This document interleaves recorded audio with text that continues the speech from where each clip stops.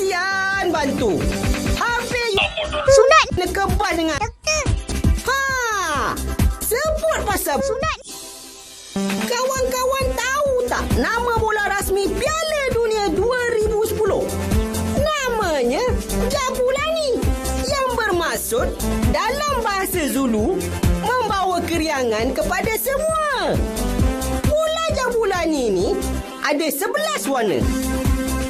Warna-warna ini ada maksud simbolik di sebaliknya tahu kawan-kawan.